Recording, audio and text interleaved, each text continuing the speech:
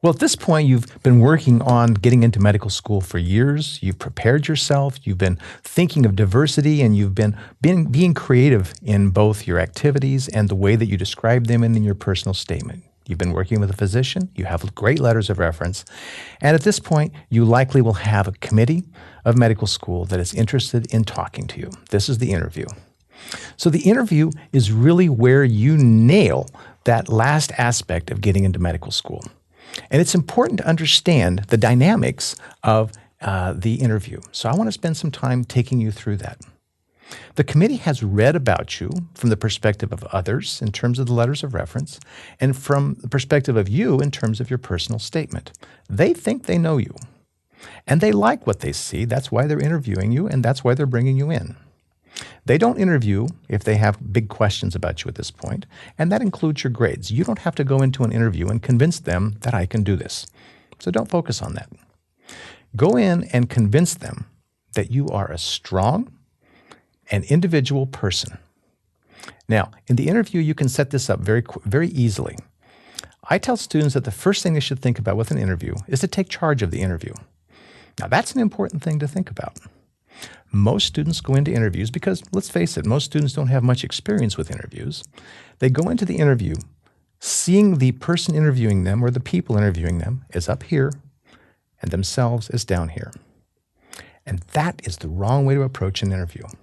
Yes, there is a difference between the perspectives that you have and the experiences that they have. But if you act like you see yourself in that way, what you're doing is you're showing I don't have that core that I described as being essential for leadership. Well, how do you establish this in the first place? Well, you establish it from the second that you meet the first person interviewing you. When you see them, you don't wait for them to come to you. You stand up and you go to them. You don't wait for them to stick out their hand to shake your hand. You stick out your hand and shake it first. You take the action necessary first, and those actions say, this is the person that I am. I'm a confident person, and I'm not afraid of you. You might be terrified, but what matters here is perception, not what the way you actually feel. You shake the hand. You give them the firm handshake. You're not trying to bust their knuckles, but you're giving them the firm handshake to let them know, I'm an equal to you.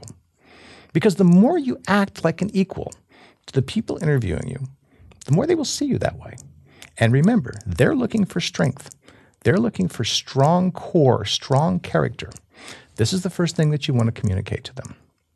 The second thing you want to think about is something that students forget. When they get in an interview, let's face it, the first time you interview, you're going to be nervous. And what happens when people get nervous? They get the deer in the headlights look. You're communicating with your face. I'm nervous. I'm scared of this. Well, everybody knows that you're nervous associated with that, and it's actually okay to be nervous with that. It's not okay to show that. Those doctors that are interviewing you have been through this process before, and they've had enough experience that they know that, yes, the interview may be intimidating, but there's much bigger things along the way. So the more you communicate that this is, wow, a really big thing, and they know that, wow, there's really bigger things down the line, the less interested in you they're going to be. So the way that you get over that is a very simple thing. You smile. You smile your face off. And when you smile your face off, what you're communicating is, I'm comfortable inside. Because that's what a smile says. The second thing about the interview is when you talk and you answer the questions, A, honesty is absolutely essential. B, you need to come across as a communicator. Now, how do you come across as a communicator? Well, remember that you have to be able to show those people on the committee that I have what it takes. I'm like you. And you are somebody who's going to have to talk to people. How do you communicate? Well, of course, you will think about your answers and you'll work very hard on things like defining yourself and why you want to go into medical school. Those are things that you'll think about. But if you sit there like this and you talk the whole time, what does that say about your ability to communicate? As compared to if you're out here and you're open. Notice my hands. Hands do a lot with communication.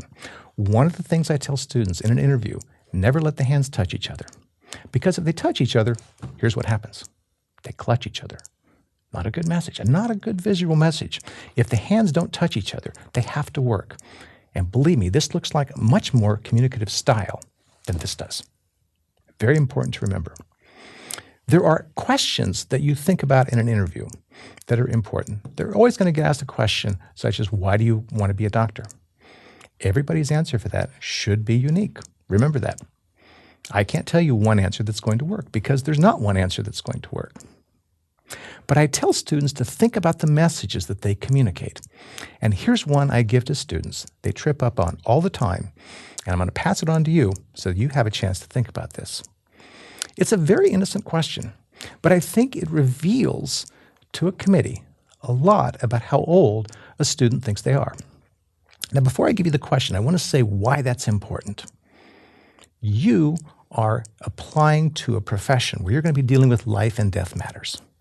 You're going to be young compared to the people interviewing you. Now, they are worried about your maturity and your ability as one of the reasons they're interviewing you. They want to know that you have what it takes and the maturity necessary to be successful. Let's imagine they ask you the following question. Tell me about your family. Very common question. And it's one when I give it to my students, they almost invariably trip up on it because they start telling me about their family. And the family they tell me about are their brothers and sisters and mommies and daddies and grandmas and grandpas. And what they've done in that process is they've defined themselves as a child. A family is something you make. Remember that. You don't have a family at this point. You're part of your parents' family. And if you define yourself in that way, they will see you as a child. Don't make that mistake. Start thinking about yourself and what it means to be an adult and what it means that when you define yourself in a younger way, how that's going to look to a committee. That means the last part of what I will advise you here is to think about what it means to be an adult and how your adult experiences have defined you. I start at the beginning by saying, who are you? And I start at the beginning by saying, what makes you unique? What's really going to make you unique are your adult experiences and your adult perspectives. That I will conclude this with. I hope that's very helpful to you.